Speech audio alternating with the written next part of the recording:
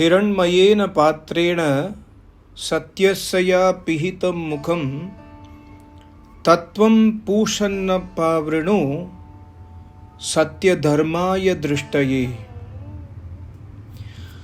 This is the 15th Shloka of Isha Upanishad. When I was going through the playlist, my playlist Isha Upanishad, yesterday I made the last part, but I have missed this Shloka.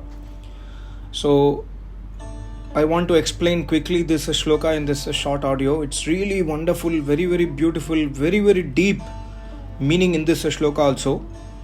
The Rishi has given a beautiful insight and added value to our life by giving this kind of shlokas.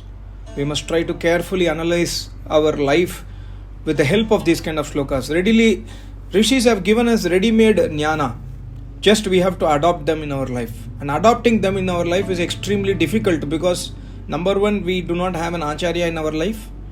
Number two, even if we have acharya in our life, we are attracted to our senses. And that's what this shloka also says. Hiranmayena patrena. Patrena means bartan in Hindi. Patrena means we can say a vessel or a jar. Hiranmayena. Hiranmaya means here sona, gold. There is a jar which is made of gold. Normally we make a ornament like a ring or a bangle or a earring, small necklace. We make these kind of things with gold, which is extremely expensive. We know the value of that. Not only today, even when we go into Upanishad times or Ramayana times, the gold is extremely valuable even that point of time. Today is more valuable because the scarcity is more, the demand is more, the population is more, so the value is also more even today. Even in those times, it is highly valuable. So here the Rishi says, there is a golden jar. That means the Rishi is indicating is extremely valuable or invaluable. You cannot even value it. It's extremely expensive. And inside that jar, satyasya apihitam mukham. Inside that jar, what is there inside the jar? Inside that golden jar, there is a satya. Satya means eternal truth. Na abhavo vidyate satah, says Sri Krishna in 2nd chapter Bhagavad Gita. That which does not vanishes even for a single moment is called as satya. Na abhavo vidyate satah. So inside this golden jar there is a eternal truth, and apihita means it is hidden, it is not visible. When you see from outside, you cannot understand what is inside the jar. You can have pickle inside the jar, or you can have water inside the jar, or you can have anything else inside the jar, milk or ghee or butter or dahi, etc., etc. So that Rishi says, what is inside the jar, I know, I have realized it. So I am telling you, there is a eternal truth, apihitam, hidden inside the jar.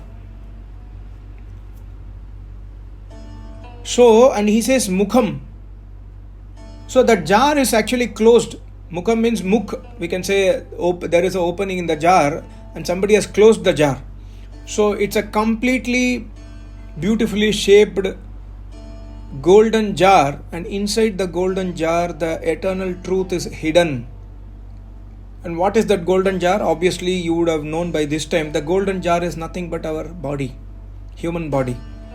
So Rishi says your human body is invaluable. Rishi does not say that a cat's body or a dog's body or a lion's body or a tiger's body or a donkey's body or even a cow body is a hiranmayena patren. It is only the human body which is hiranmayena patren. It is only the human body which is compared with a golden jar, golden vessel. Because inside the human body is hidden the eternal truth. And there is an opportunity for you. The Rishi says, Tattvam, you, Tvam means you, Pushan, you are Jivatma. What do you want in life? If I ask you anything, just take a minute, pause this video, take a minute and then take a diary or a notebook or a paper and write down what do you want in life. Just write down, just pause this video. You will write that I want peace of mind.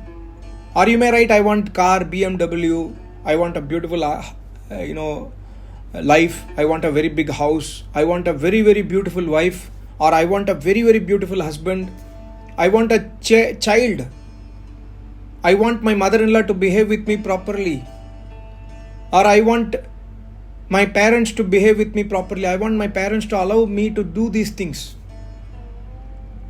Or I want my boss to behave with me properly. Or I want me to become the boss of my company. Or I want to earn $1 billion in my business. These kind of things you will write for sure. What do you want? Somebody would have written, I want an acharya. Somebody would have written, I want to do tapasya. Fine, everything is fine. But what is the underlying meaning of all these statements is I want pleasure, I want bliss, I want happiness. Everything is relating to happiness. Nobody would have written, I want death, or I want my children to die, or I want my wife to die. Nobody will write this because these are dukh. Inherently what we want is sukh. So that's what Rishi says, Pushan, you are the Jivatma, you always want benefit to you. This is our inherent quality. Even I am the Jivatma. Rishi says, even I also want the same thing.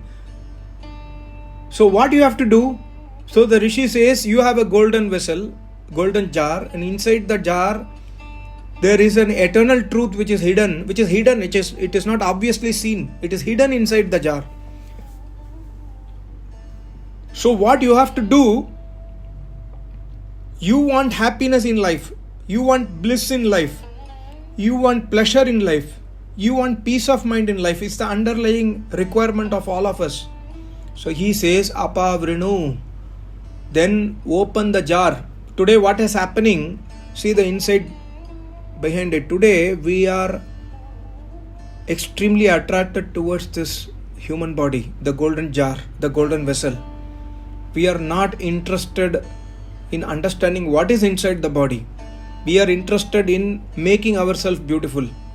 Going to beauty parlor, I want to make this hairstyle, I want to do this kind of nails, I want to wear this kind of dress. A woman thinks in the morning, like it's a natural scene in everybody's house. After taking bath in the morning, she comes out, whether she is married or unmarried, whether she is working or housewife, she spends 20 minutes, 30 minutes in front of the mirror, combs the hair beautifully. This kind of, should I wear today diamond ring or golden ring, or should I keep this kind of tilak?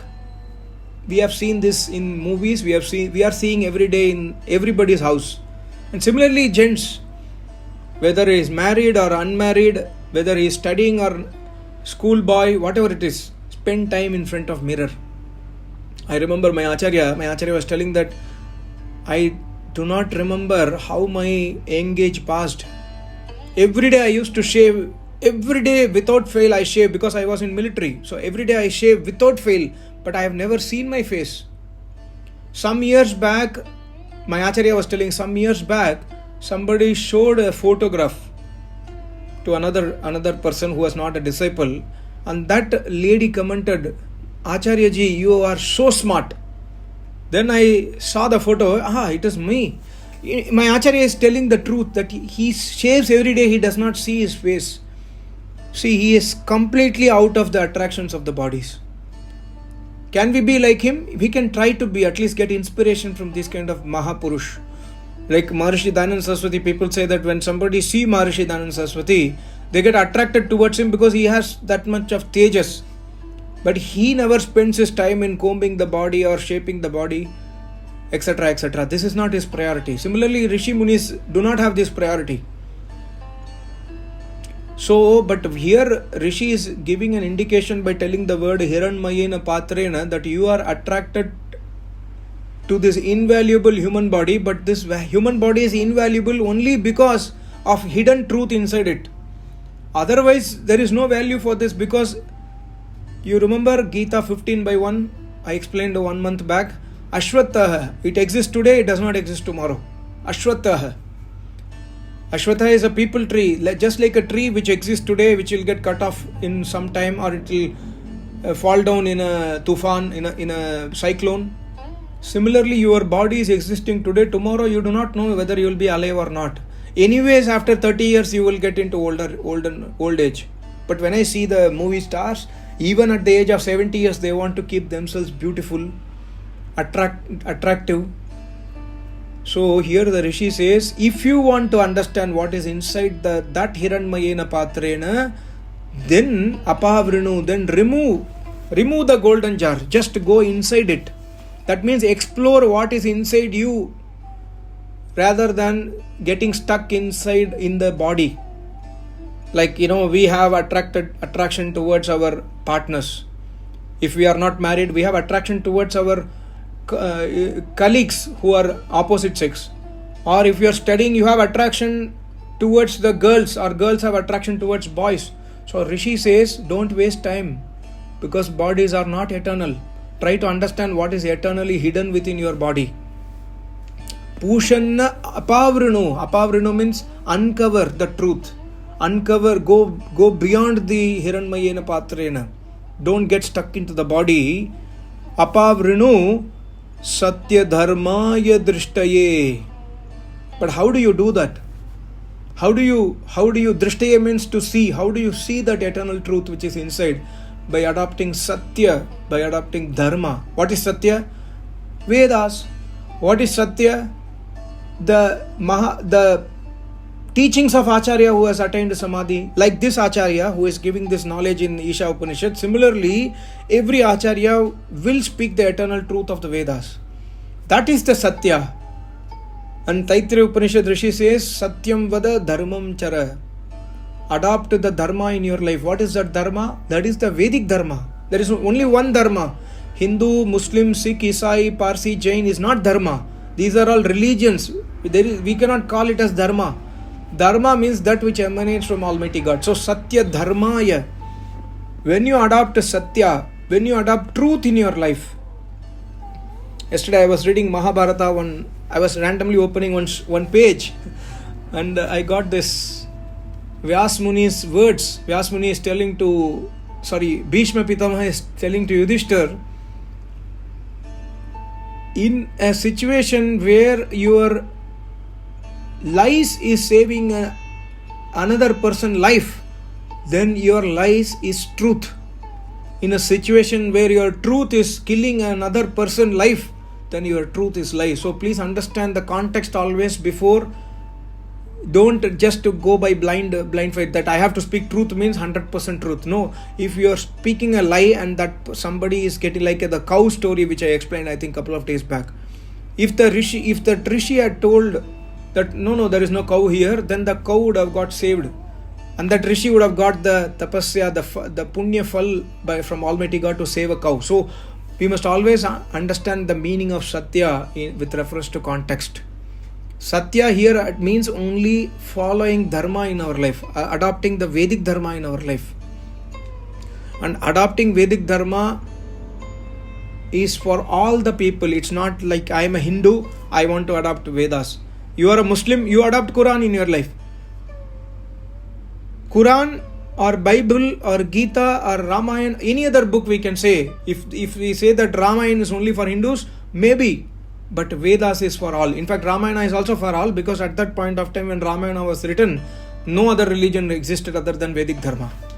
There was no Muslim religion, there was no Christian religion, there was no Buddhist religion, there was no Jain religion. So Ramayana is actually common for all. Similarly, when Mahabharata was written, there was no Muslim religion. So Mahabharata is common for all, but they will not accept. A guy who is a Muslim or a Christian might not accept. But here the Rishi is giving an advice that if you want to find the eternal truth which is inside your body, even Muslim has the same Hiranmayena Patrena, even Christian also has the same Hiranmayena Patrena, even Hindu also has the same Hiranmayena Patrena. So Rishi says, if you want to uncover the truth, you must follow Dharma, which is Vedic Dharma in your life. So this is a very Satya Dharmaya Drishtaye. Then you will, Drishta means to see, to realize. Then you will uncover the truth which is inside your body. Day before yesterday, one of my Acharya's disciple, he wrote a poster about my Acharya's life. And in that poster, one of the beautiful message given by my Acharya is there. See, my Acharya was explaining that when I was in Tapasya, I actually do not know even what slipper I am wearing. I go to office at 11 o'clock. military, he was in Indian Army starts at, let's say, the office work starts at 8:30, 9 o'clock. He goes at 11 o'clock after tapasya because he does not have times. He does not know what time is it. He sits at 3 o'clock for tapasya in the morning. When he opens his eyes, it's normally 10:30, 11 o'clock. So my Acharya says, when I go to office at 11 o'clock, I just wear dhoti, kurta and go to office. Sometimes I will watch that, okay, I am wearing one slipper in one leg, another color slipper or another design slipper in another leg. This is the situation of, tapasvi. They are not at all concerned about their body. Yes, they are concerned about keeping it neat and clean, but they are not concerned about decorating it. They don't think that what others people will think about me seeing my dress. So this is, we cannot reach our Acharya level, but we can take inspiration. Keep your body clean, keep your clothes clean, try to wear good decent clothes, but do not get attracted. My Acharya says, you can wear suit, coat, salwar, kameez, whatever you want, but don't wear it to attract others. Wear it for yourself to be, okay, you are feeling happy, you are feeling pleasant, you are feeling confidence. Yes, it's fine, but do not wear it that, okay, I want to feel attracted by others. No, this is extremely wrong. This is against the Vedic Dharma. So here the Rishi says, Satya Dharma, Satyam. By following the Vedas, Satyam, you will understand what is Satyam inside you. What is inside you? You are inside your body. And inside your body there is Paramatma. So there are two eternal truth which is hidden inside this Hiranmayena Patrena. So do not stop with your human body. Go beyond it. Always focus on tapasya. Don't waste your time on human body. Just focus to only such extent to keep it clean and utilize your time in tapasya. This is the message given by Rishi in this shloka. Really, really beautiful, touching meaning. But unfortunately, when we don't have an Acharya, when we don't listen Vedas from Acharya, we will not know about our Acharya's life. For example, when I hear some of the pravachans of my Acharya, where my Acharya has told about his life, like this example, chappal example, or the shaving example, where he says that I shave every day but I never seen my face because I do not have a thought that I should see my face. I just shave it and then I don't know what is my face. Somebody showed me a photograph, then I realized, this is me. That disciple's friend, she was telling that, Acharya ji, you were looking so smart when you were young. I do not know what is smart, but okay, you are telling, okay, I accept your praise, it's okay. See, for a yogi, praise or insult is same. My Acharya always says, a yogi actually prefers somebody insult him because for him the insult is like a honey, praise is like a poison. This is reality because he has attained the eternal truth of Almighty God. So we must try to learn lessons from our Acharya's life. If you do not have an Acharya, it's okay. Still you can read the life stories of Patanjali Rishi if it's available, or Maharishi Dayananda Saraswati is available. My Acharya's life story I have mentioned in many of my videos then and there. Go through my channel, you will be able to understand many of the knowledge of my Acharya. And go to his channel, Ved space Mandir. There are about thousands of videos where my Acharya has given speech in Yagya, where you can understand about an Acharya. Thank you so much. Namaste. Om.